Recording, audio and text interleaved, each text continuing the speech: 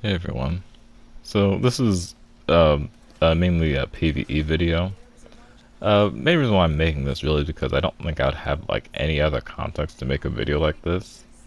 So I'm just making making a just a PvE video that's pretty like widely inclusive of different things that I do. And so uh, you can you can just see the things that I probably wouldn't have any other reason to show. There are other reasons, but I'll get to those in a bit. So currently what I'm doing in this footage is just trace farming. What I generally do with trace farming is just I go into a quick, usually exterminate mission. I find exterminate's the fastest. Either exterminate or capture, and I'll just go through it without using any relics just to get the traces. The reason why I don't use relics is because although I have like a big stockpile, I did realize how quickly stockpiles can be used up after I did my trace farming while using relics for months. And you know, it was good for getting like junk prime parts, but like it wasn't relic efficient, and I eventually did want to get more relics. But I eventually wished that I had more relics, so I learned to just save on relics because of that, because just the stockpiles run out too quickly to just be using them when I know I'm gonna need some of these stuff later. This footage is about the same, but like this was after the fissure I was in ran out, and there weren't really any other exterminator catcher fissures, so I did this Neo one. So of course Neo takes a bit longer, but you'll be able to see that's still decently quick. Not a whole lot to say about this.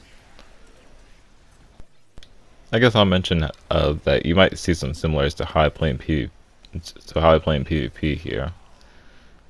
I think it's worth knowing because I think that's a lot of where my experience comes from. Like a lot of what I do in PvE actually helps with what I do in PvP.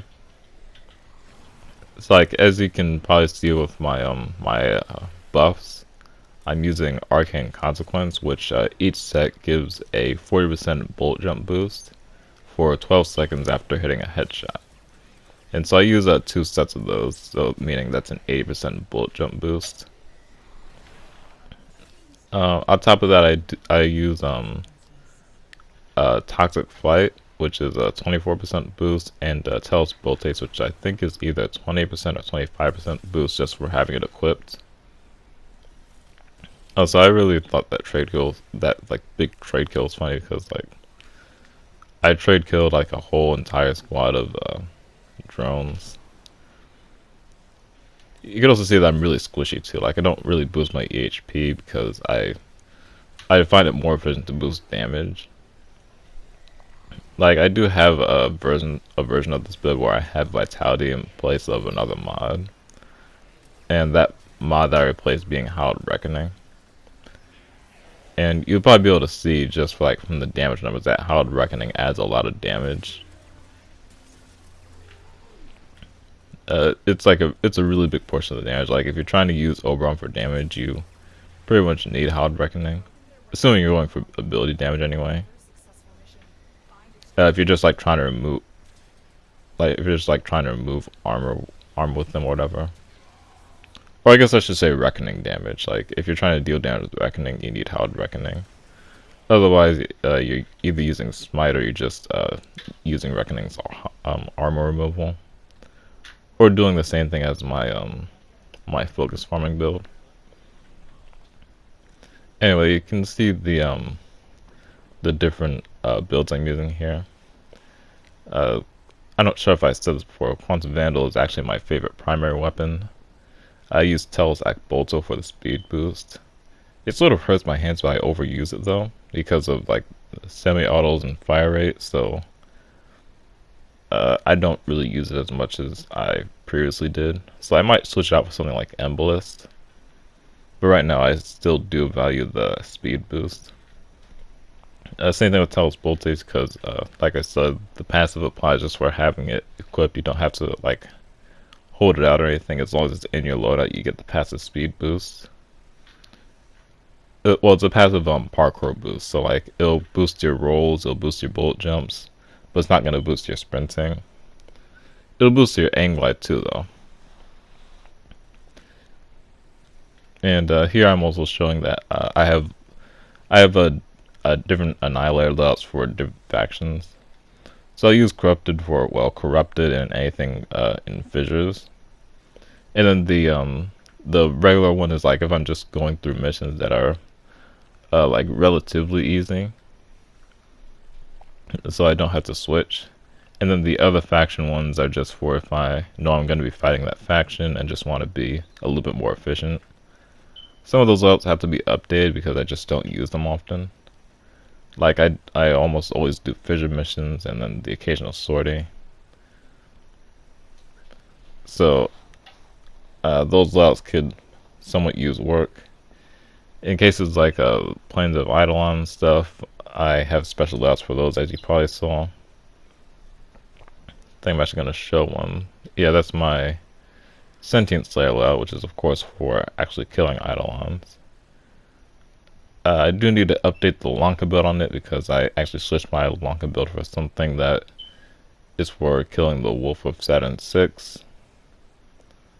But it's pretty close to the build that I actually use for Eidolon, so it's alright. And then the affinity build that I showed in my focus farming video. I think I showed the Oberon build in that, but I didn't show the weapon builds I was using mainly because they're not like necessary. But I have that Wolf Slayer Lanka that I recently added because the Wolf of Saturn 6 is annoying. And then Embolist, because you probably saw how well that was doing and how much that helped. Talos Boltes for speed. And yeah, that's pretty much it. I should probably mention that I had my Kavat set up for removing armor because Kavat's Sharpened Claws, I think it's called, can actually remove the wolf's armor, which helps a whole lot. So I sort of got lucky with this, I guess. Lucky, unlucky, depending on how you look at it. So I was playing with some clanmates, and like I like kept opening the chat when I was trying to extract because like I saw that one person was going to extract, so then I was gonna open the chat to say see ya, but then I noticed that the other person was leaving too, so I was like, oh, I should probably. It's like while I was typing it, I noticed I was like, oh, I should probably leave too, and then like I kept accidentally opening the chat rather than actually switching sides, so I ended up staying in accidentally. And this isn't a loadout that's really well prepared for fighting enemies this high level. I actually should have been more prepared for this because like prior to this run we did like another like 8-round run, so I should have expected us to go about as far if not further. But this is a loadout that I occasionally use for sorties, just depending on like the mission type. Like with some mission types I can handle with the CC. Something wide open like this is unusual for me, so this was a bit more difficult. But as you can see, it ended up well. Yeah, I was actually surprised I didn't like die at all during this time. The Octavia Spectre definitely helped a lot. I think I also had an Asian Healer Spectre here. I can't remember. I might have died. And yeah, and so this made for good footage for this video that I was gonna make anyway. And so I thought I would add it in because it's probably like the only like recent footage I have of like decently high level stuff. Like I did today's story. Today's story just wasn't good for that. There wasn't really much reason to like kill or whatever. It was just overall really easy.